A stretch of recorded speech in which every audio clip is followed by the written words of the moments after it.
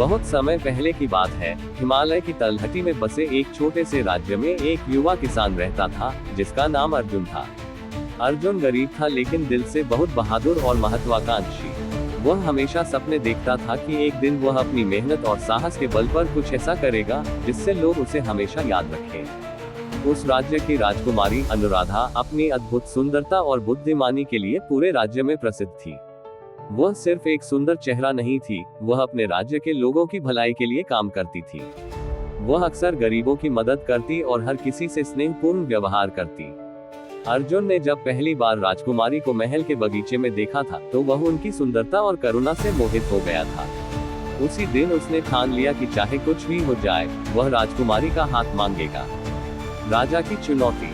राजकुमारी के पिता राजा प्रताप सिंह एक सख्त और न्यायप्रिय शासक थे। उन्होंने घोषणा कर रखी थी कि जो भी राजकुमारी से विवाह करना चाहेगा, उसे अपनी बहादुरी और बुद्धिमानी का प्रमाण देना होगा। लेकिन ये चुनौती इतनी कठिन थी कि अब तक कोई भी उसे पार नहीं कर पाया था। अर्जुन ने भी यह चुनौती स्वीकार करने की ठान ली। अर्जुन के दोस्तों और परिवार वालों ने उसे समझाने की बहुत कोशिश की। उन्होंने कहा, तू सिर्फ एक साधारण किसान है, राजा कभी तुझे अपनी बेटी का हाथ नहीं देंगे। लेकिन अर्जुन की जिद अडिग थी।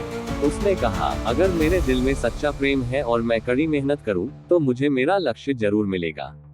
पहली परीक्षा, हिमालय का खजाना। राजा ने अर्जुन को पहली परीक्षा दी। उन्होंने कहा, अगर तुम राजकुमारी से विवाह करना चाहते हो, तो तुम्हें हिमालय के सबसे ऊंचे पर्वत से एक दुर्लभ रत्न लेकर आना होगा, जो देवताओं का खजाना माना जाता है। अर्जुन ने अपनी यात्रा शुरू की। वह दुर्गम रास्तों से होकर गुजरा, बर्फीले तूफानों का सामना किया और खतरनाक जानवरों से घिरा। एक दिन उसे एक बूढ़ा साधु मिला, जो ठंड से कांप रहा था। अर्जुन ने अपनी रोटी और कपड़े साधु को दे दिए। साधु ने प्रसन्न होकर कहा, तुम्हारी दयालुता तुम्हें हमेशा रास्ता दिखाएगी। ये लो, ये जड़ी बूटी तुम्हारी ताकत बढ़ाएगी। आखिरकार कई दिनों की कठिन यात्रा के बाद अर्जुन ने वह दुर्लभ रत्न पा लिया और उसे राजा के पास लेकर आया। दूसरी परीक्षा, जादुई नदी को पार करना।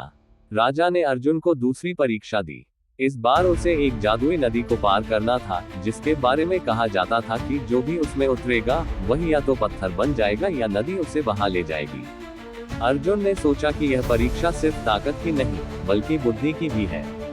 उसने पास के गांव के बुजुर्गों से सलाह ली। उन्होंने उसे बताया कि नदी के किनारे एक प्राचीन वृक्ष है, जिसकी शाखाओं से बनी नाव भी इस नदी को पार कर सकती है।